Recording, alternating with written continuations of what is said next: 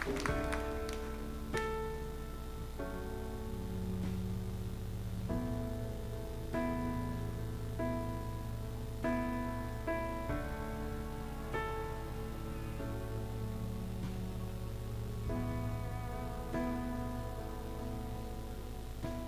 give light, you are love, you bring light to the darkness, you give hope, you restore every heart that is broken. And great are you, Lord. It's your breath in our lungs, so we pour out our praise. We pour out our praise. It's your breath in our lungs, so we pour out our praise to you only.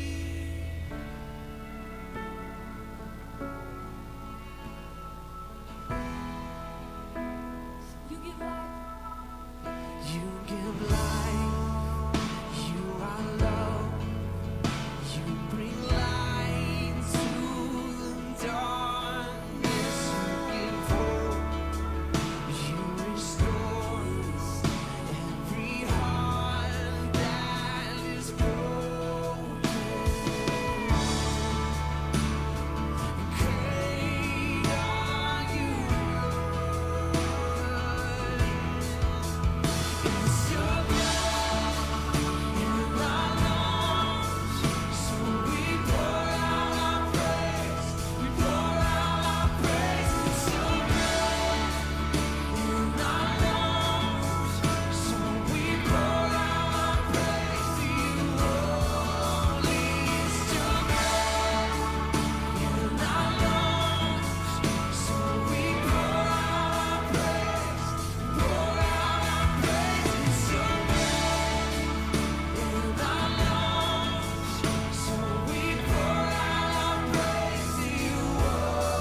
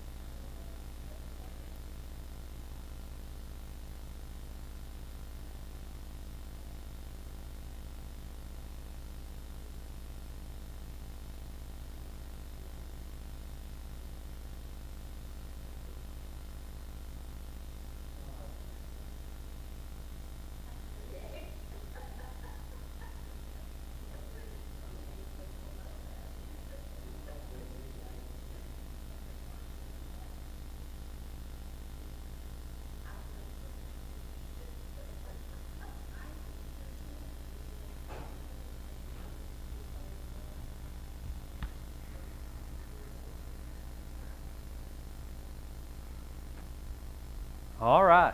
Well, let's get started. Don't know why that TV's not working. It messed up a second ago, so don't know what's going on with it. Got a couple people out tonight that are normally here. Some people are on vacation, so I'll be going on vacation in a couple weeks. So I'll be out 1 week, and I know like Kelly, who's normally here, her and David are on vacation. John and Cindy are on vacation. Or no, they're leaving next week. So people are traveling everywhere. Yeah, I know, but they're going, well, wait a minute. They're not going on vacation, but they have to travel somewhere to go to a wedding. That's what it is. That's what it is. I was about to say, you're right, they did just get back. But anyway, tonight, got something that I feel like the Lord just wanted me to talk about, something that I've been learning through my personal reading of Scripture and just life experiences. And so if you have your Bibles, if you want to turn to Hebrews, the book of Hebrews, chapter 13. Chapter 13 of Hebrews and verse 5.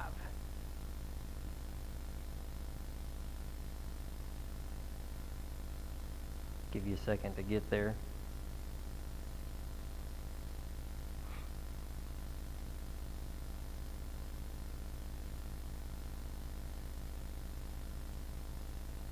All right, so Hebrews 13, verse 5 says that, 5 through 6 actually is what we're going to read. Let your conduct be without covetousness. Be content with such things as you have. For he himself has said, I will never leave you nor forsake you. So we may boldly say, the Lord is my helper. I will not fear. What can man do to me?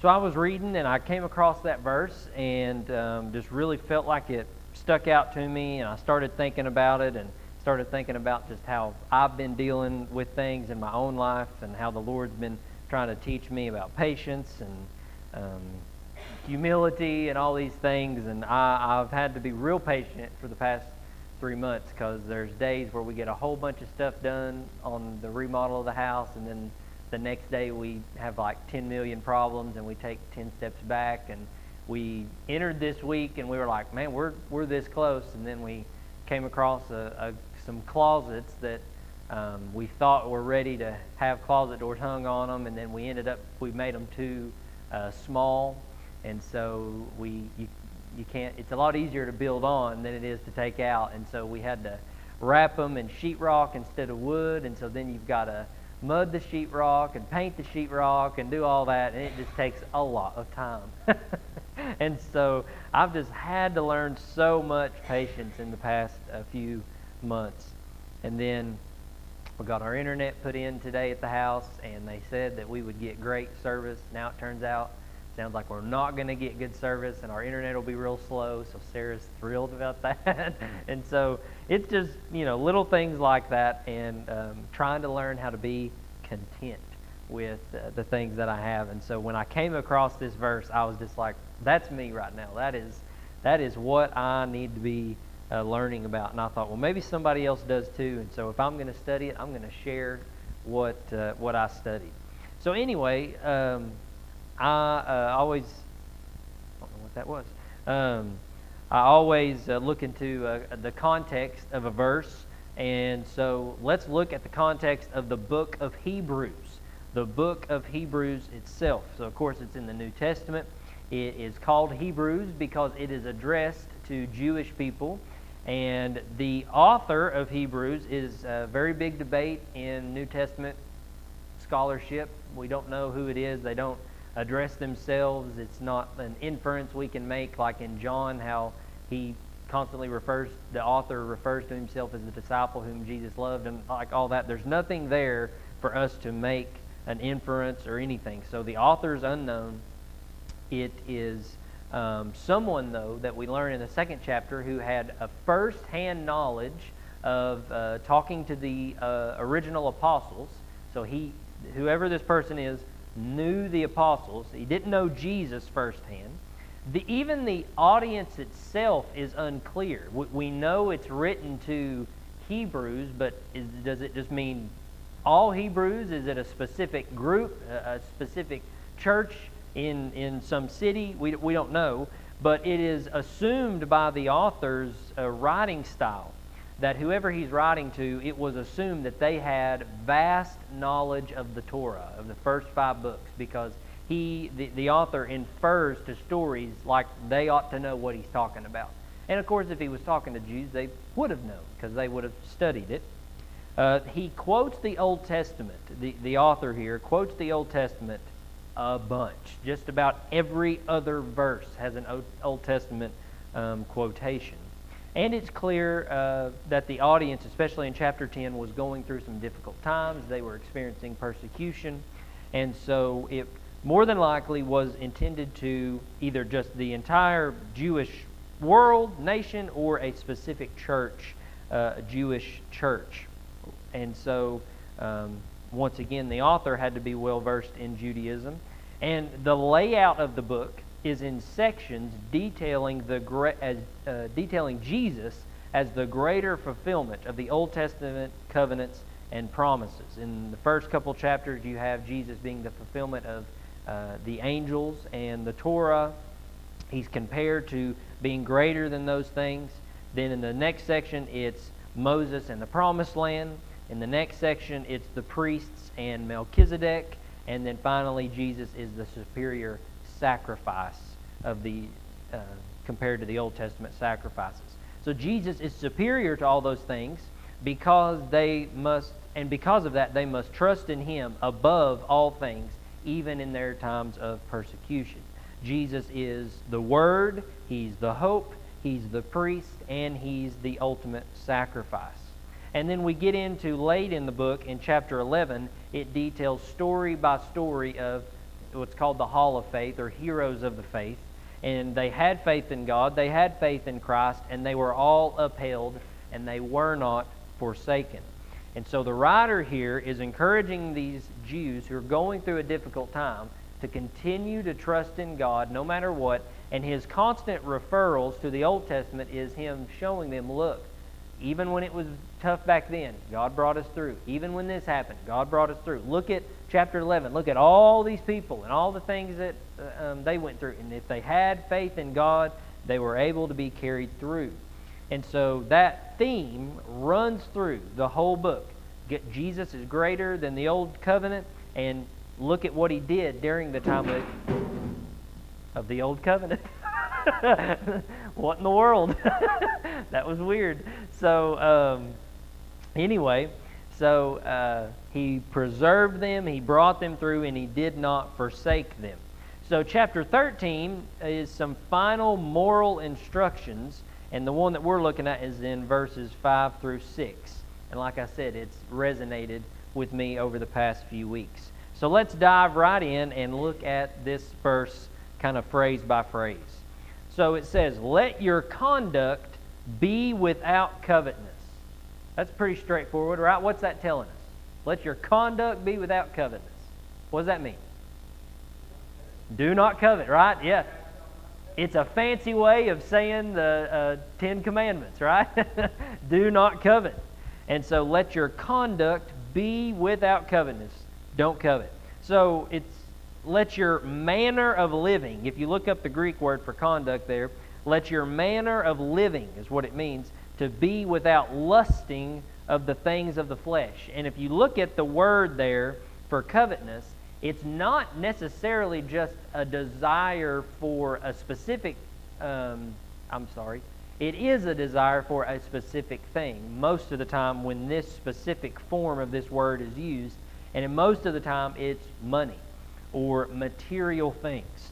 And so let your manner of living be without lusting after money or coveting other things. Just about every other translation besides New King James translates that as the love of money. Let your manner be without the lust or the love of money. And so I found it interesting that this one translation just puts that as covetousness, which is just a broad way of saying, that you desire something. Because the lusts of the flesh or the love of material things is the root of many evils. It leads to other things. It leads to other sins. If you are sinning with the coveting of money or the lust of money, it can lead to greed. It can lead to cheating and stealing, pride, discontentment, which discontentment in the Lord is really a sin, and we're going to look into that in itself. Because when you say, well, I'm just not satisfied, or I'm not content with what I have, it's really a sin. And we're going to look at why that is. And so why, though, do you think it's such a big deal here, or what is the dangers of coveting or having a love of money? I mean, what's the big deal of somebody wanting to have some wealth, right? Why is that such a dangerous thing? Any thoughts? Is it a bad thing to be rich? Okay, yeah. How you got it? Yeah. Right, yeah. Yeah. I think that's both of those answers are correct. What you do with it, how you got it, yeah. If you earned it in an unsavory way, that's probably not a good thing, right?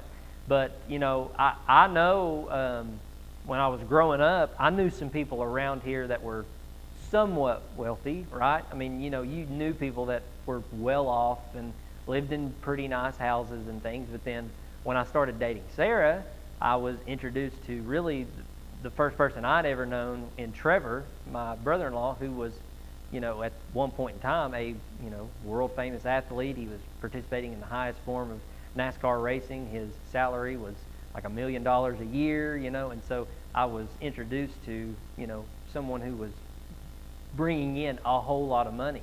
And so it's weird when you get introduced to start meeting people that are just, you're shaking somebody's hand that has just millions and millions and millions of dollars, and you're thinking, you have so much money. It's just a weird thought when you meet people like that. And a lot of the times, people that do have a lot of money, they're just looked down upon. They're people, I don't know. It's a weird thing. And I don't know if it's just because it's in the back of our minds from reading scriptures like this that we're like, ooh, you're not supposed to have a whole bunch of money. You need to give it away. You need to be charitable with it. I'm not exactly sure. But I don't think the sin is having the money. It's the attitude or how you got it. It's the attitude in what you do with it, how you feel about it. And I think it goes to what we're going to talk about here in a minute is, are you content with it? Are you content with having $1, or are you content with having $1 million? It's each one. If you're not content with $1, that's discontentment. If you're not content with $1 million, it's discontentment. It's the same thing. And so it really depends on your heart of the matter. So let your conduct be without coveting, or to not lust after money. Then it tells us in the second half of verse 5, be content with such things as you have. So don't lust after things, don't covet after things. And the second command is be content with what you have. The Greek word for content there means to be sufficient, or to satisfy someone, or to have a satisfaction in what you have. And this is interesting here, because in 1 Timothy chapter 6 and verse 10, Paul tells Timothy that people who are not content in what they have, it says that it has led some of them to apostatize, to leave the faith. And he says, not being content is the root of many evils, and he says it has led some to leave the faith. Why? What does not being content have to do with rejecting Christ or leaving the faith? What's the connection there? Yeah.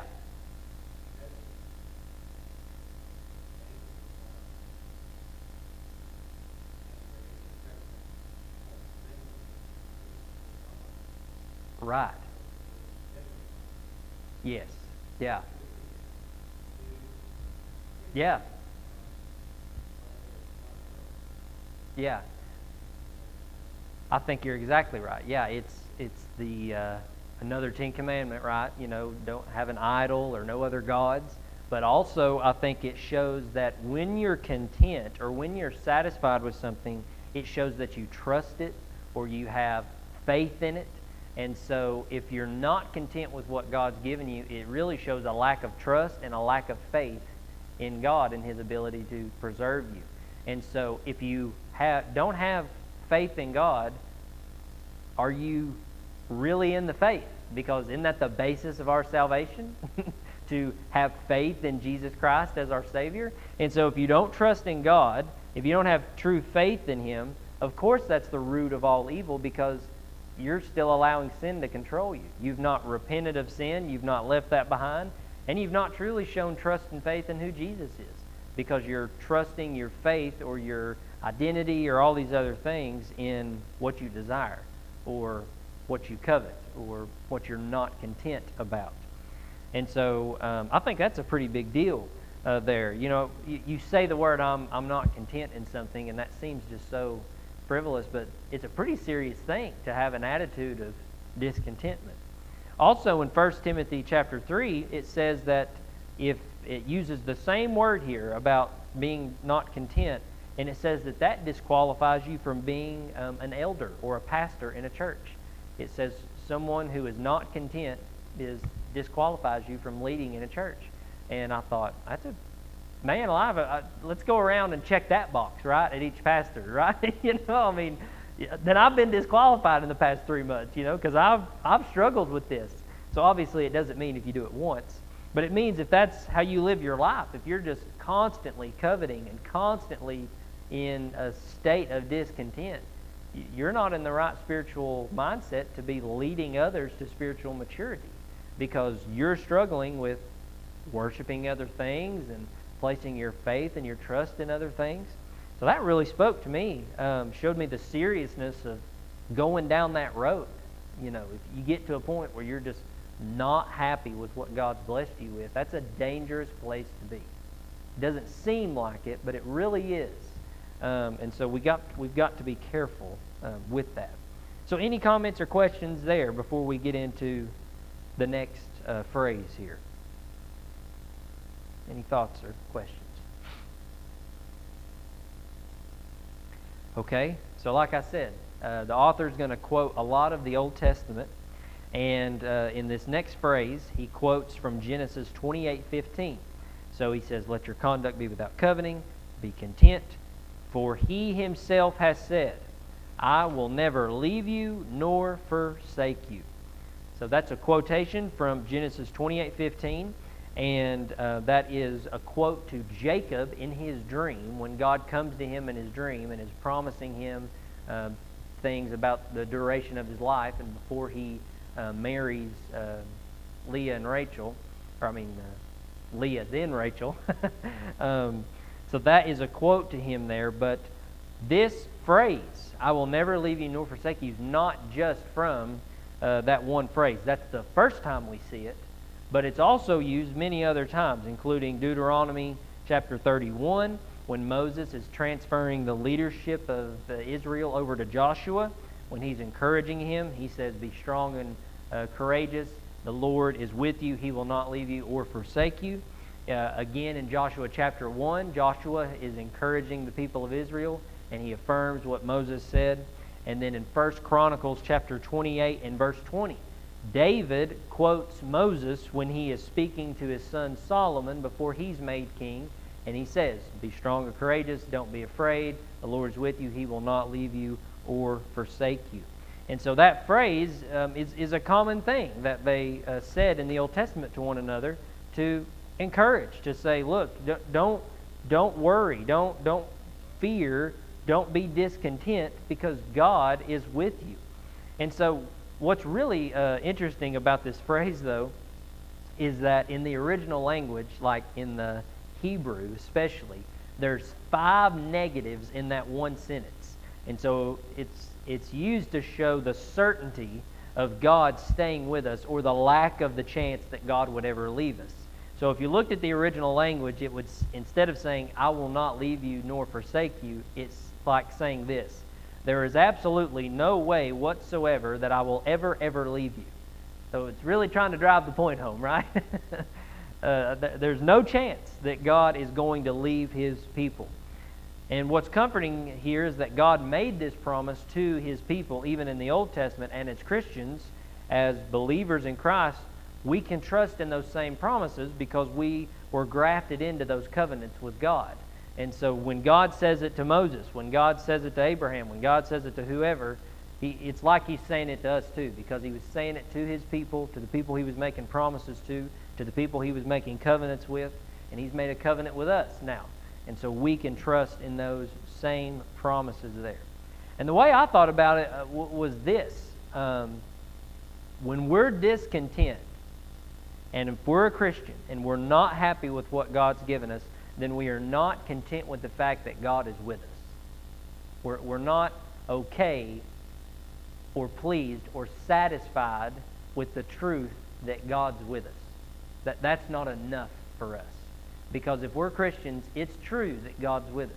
And if we're living in an attitude of, I'm just not happy, I'm not content with what God's given me, then what we're saying is, God, even though you're with me and have promised me that you'll never leave me, that's just not enough for me. Once again, that's a dangerous place to be. That's just the wrong place to be. Because how can it never not be enough for the Creator of the whole universe to be with us and to promise that He'll never leave us? How can we ever say, it's not enough? God, you got to do more. And so that really spoke to me because, like I said, when we first got the house, I thought, man, I'm so happy. I'll never want anything ever again, you know. So then we start working on the house, and I'm like, ooh, I'd really like to have this, you know. Ooh, I'd really like for the house to be like this. Oh, I'd really like to have this outside of the house. If we could just get this, then I'll really be pleased with the house. And I, you know, quickly went from I'm just happy to have a roof over my head in a place that I like and love, and in an area I love, to I want this, and if I don't have those things, I'm not going to be happy about it. And so that's my sinful flaws rearing their head, and shows how quickly we can go from God, you're so great, you're so good, thank you for, you know, securing this for us and helping us get this, to God, you better be like this and exactly the way I want it, or I'm not going to be okay with it. And that's a slippery slope, and it's easy to slide down that, but it's, you know, it's a lot harder to go back up and to get to the point where you're truly content with what God's given you, with what you have in your life.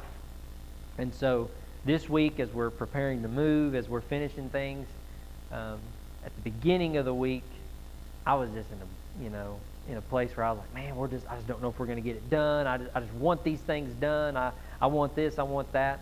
And when I started studying this, I really think the Lord just really needed me to see, hey, you've got a great thing. I've given you so much. You just need to be happy.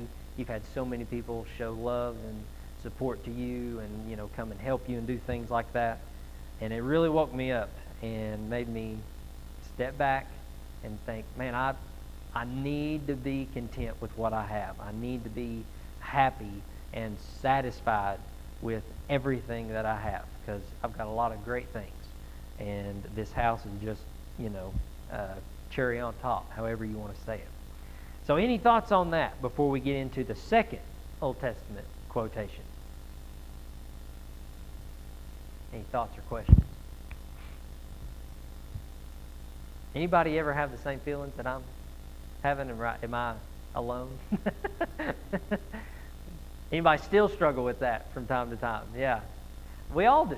Yeah, I mean, we all do. I mean, this isn't going to be the last time that I struggle with it, you know? My truck was rusting away, and I got it repainted, got the new bed on it, I got the new sideboards on it. I loved it.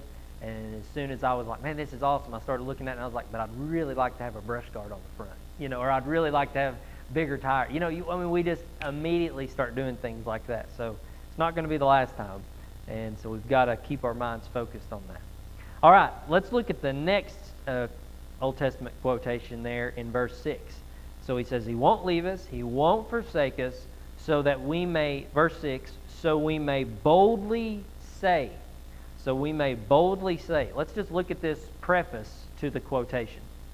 Boldly means to have courage. That sounds familiar, right? What did we just read about all those Old Testament quotations of the Lord will not forsake you? Just about all of them were paired with, don't be afraid, have courage, the Lord is with you.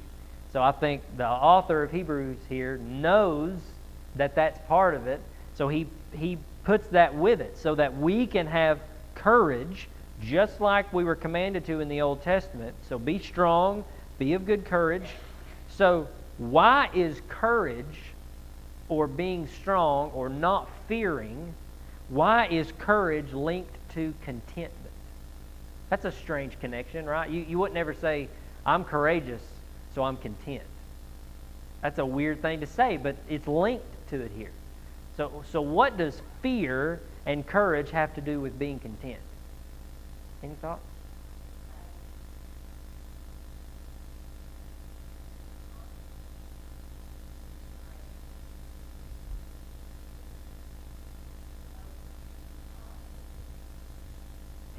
Yeah, exactly. Yeah, you kind of got to draw, like, connect the dots here, right? You know, if your hope is in God, then you can pretty much bet that you are, you know, confident and trusting in Him. If you're trusting in Him, then you're not worrying. And if you're not worrying, then you're probably not fearful. And if you're not worrying and fearful, then you're probably not discontent, because you can draw it right back and say, I'm content with what God's given me. So you kind of got to draw these lines, but it is connected, because In all the Old Testament passages, be strong, do not fear.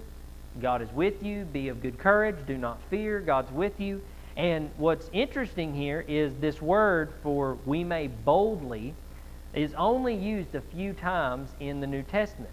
And one of the times that it's used is in Matthew chapter 9 when Jesus heals a paralyzed man and he says to the man, do not fear, or be bold, or be of good courage. It's the same word. Your sins are forgiven. Meaning that Jesus says to him, you're worrying about your sin, or your fear of punishment of sin should be gone, as should our fear of God not being with us or not being sufficient for us in all things. And so normally, worry or discontentment is driven by fear. Because why do I want my house to look nice? Not just for myself, because I want to live in a nice house, but when people come over, I want people to say, you have a nice house. And if there's a part of it that I didn't like, I'm going to automatically think they don't like it. And if I think they don't like it, then I'm going to be fearful that, ooh, they're going to go and tell people, Nick's house is crap, right? It's not nice. and so I'm not content because I'm worried about what other people think. Or I'm not, I'm putting stock in that more so than just being content with what God's given me. And so a lot of the times fear or worry is linked to discontentment because what are we discontent about? Why are we not happy with what we have in the first place? Well, because what we said in the beginning, we're coveting what other people have. We're looking at what other people have and we're worried about what they think about what we have, right? If we want something that somebody else has, it's because we think it's better than ours, and we're thinking, they think they're better than me. That they think they've, this or that. And so a lot of the times, worry and fear drive our discontentment. And I think that's why Jesus says that to that man in Matthew chapter 9. So, like I said, that's the preface to the Old Testament quotation. Now let's look at the Old Testament quotation. It's from Psalm 118 in verse 6, and it says, that we may boldly say, or we may be of good courage and say, the Lord is my helper. I will not fear. What can man do to me? The Lord is my helper. I will not fear. What can man do to me? I think this drives this point home here. God is our help. God is who comes to our aid. God is who is with us. God who will not forsake us. We should not fear because of that, and we should not fear what man does or what they can do to us because God's on our side. God's with us. God's for us. Kind of like in Romans, right? If God is for us, who can be against us? Maybe we should reword it and say, if God is with us, or since God is with us, why should we not be content? Right? Since God's with us, why are we not satisfied with Him? That's the question when I was studying this that was really just like hitting me in the head, right? And of course it's sin. It's just sin in our lives that drive us to not be content. But in Zephaniah chapter 3 verses 14 through 17, it says that when Christ is with us, or when the King that is coming, the promised King, that when He comes there will be no more fear and there will be joy. And that's the result of being content, right? Is that you're joyful, you're happy, you're pleased with what you have, and you're joyful about it. So that's the main goal here. And this is really neat. If you look at Psalm 118, I think it's very important that quotation is used. Because if you read the whole psalm, it depicts entering righteous gates, or entering gates and entering into a righteous place. So it means that you're entering gates and being with God, and a lot of scholars say that it's depicting entering Jerusalem or New Jerusalem.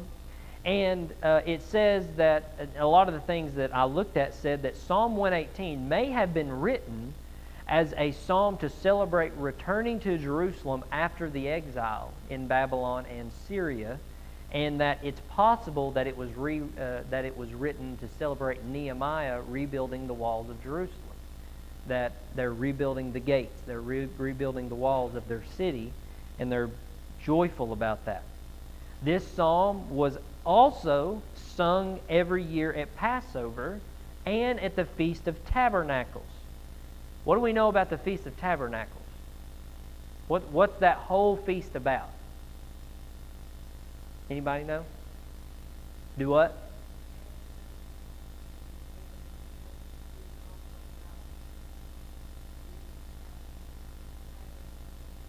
Yeah, that's a weird word, tabernacling.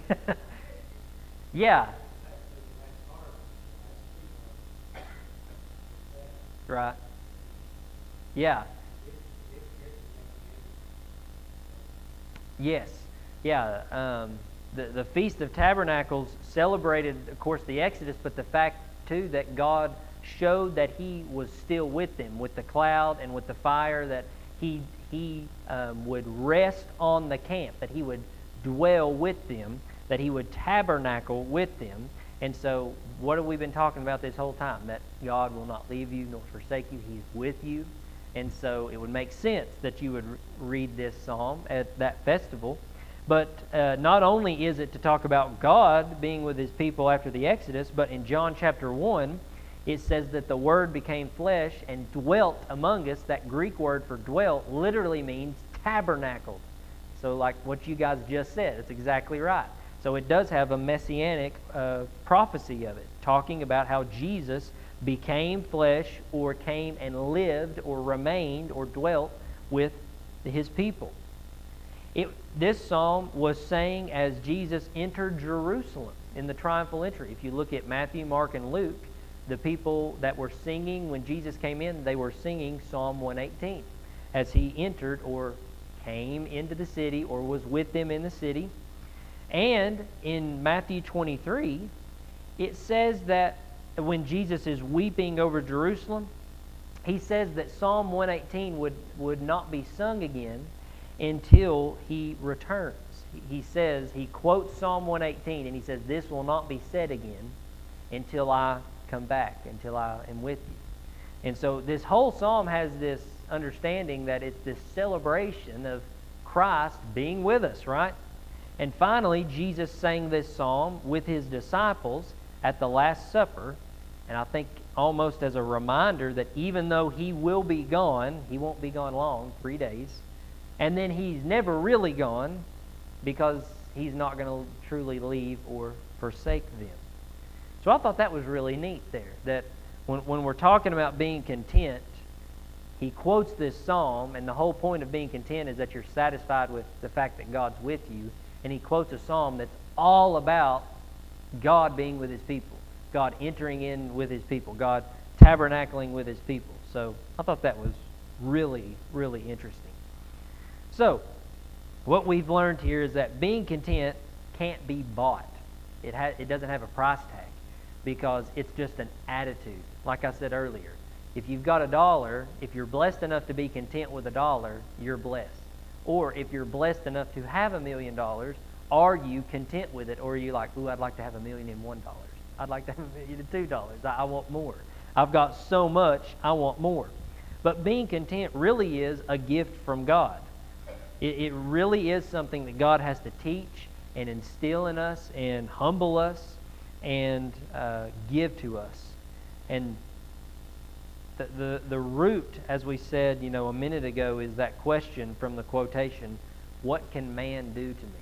I think the root of our discontent is that thought, that if I don't have this, if I don't have exactly what I want, are people going to like me? Are they going to think I'm great? Are they going to think I'm cool? Whatever. And so no one can do anything to us that really matters. Not the bank, not anyone that we want to impress. But if we desire pride, if we desire fame, if we desire all those things, then you're going to have discontent because you can always, have more of that. We're subject to many dangers from man. But man doesn't have a hold on us if we are strong and courageous and if we realize that we have God with us, because that's all we need. That's all that we need to have all that can sustain us and to be sufficient for us. And we're told that when we are given the Spirit, that it's not given in measure, right? That we have the Spirit. The Spirit of God dwells within us. So we can't say, "Ooh, I wish God would, give me more of His Spirit." It doesn't work like that. We can say, "Ooh, I want to learn more about God," but it's not that God's withholding anything from us. That's just us spending time with Him and reading His Word. And so I've said all that to just kind of be transparent and say that when I was studying this, it really helped me to get in a better mood this week and to be in a better place spiritually and to be happy with what we've got and to be content with everything that I have. Because I was spending too much time listing off the things that weren't right or that weren't happening the way I wanted them to or that I wanted, and I need to be spending more time listing off the things that God's blessed me with and the great things that He's given me and being content in those. And when something else comes along that is good, just accepting that as more grace and more blessing and just being happy with what I have in the moment. And so I want to encourage you guys tonight. I don't know if you all may be going through something similar, or maybe you will soon, and maybe these words can come back into your mind and encourage you. But for me, I'm going through it right now, so it was prevalent in the moment. So, any thoughts or questions or comments or anything?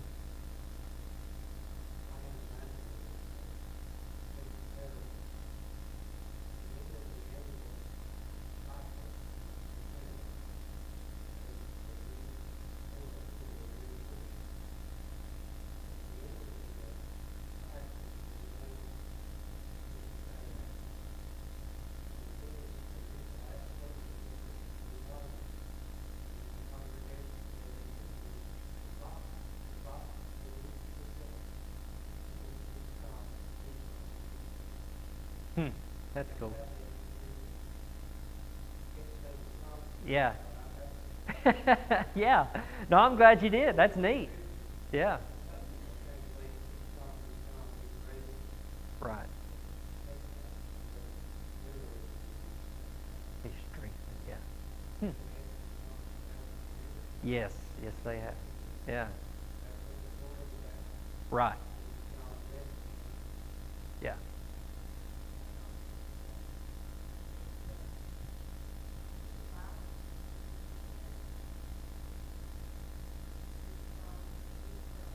Right.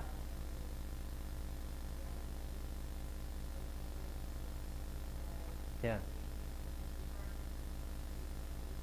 Yeah. Yeah. Yeah. Yeah. One of my favorite passages that I studied for a paper that I wrote in seminary has just become one of my favorite passages. I think it's in Mark 5, when Jesus heals the woman with the bleeding condition and then heals Jairus' daughter. And while he's healing the woman with the bleeding condition, that Jairus learns that his daughter's not just sick, but that she's dead. And one of his servants or something says to him, "Don't trouble Jesus, she's dead." And there Jesus says, "Don't be afraid," And he's like, "How can I not be fearful? My daughter's dead." You know what I mean? It's like, even in the most extreme circumstances, Jesus' response is, "Don't be afraid. Don't be feared." Or do not fear. I'm still with you. As long as I'm here, you don't have to worry about death. Yeah, it's me. Right? Yeah. So yeah, that's good stuff, and it's just so encouraging to think about those things, because when you're having a bad day or something bad is going on, it's just good to have that in your mind and to dwell, reflect, pray those things back to the Lord. Lord, help me to not fear. I know your desire for me is to not fear and to not worry, so help me not to do those things. And it's just good to do that. So, anything else? Thank you for those comments.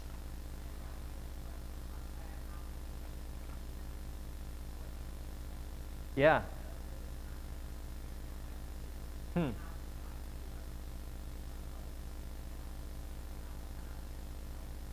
Yeah, that's a great idea.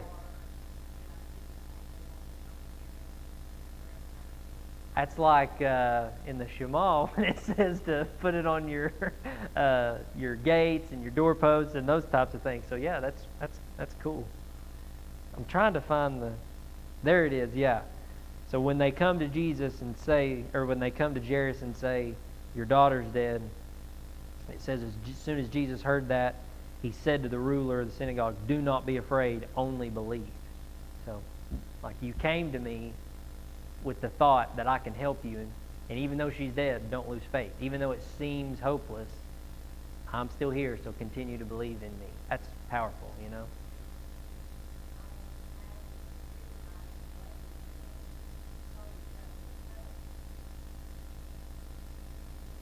Right.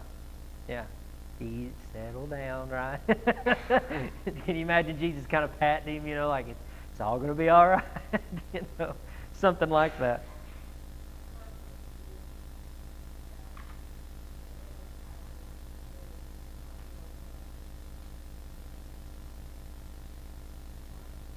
Right. Because no matter what it is, even if it's death, you're okay. Yeah. Yeah, exactly. There you go. There you go. Well, let me turn off the stream and we'll have a time of prayer requests. I'll be right back.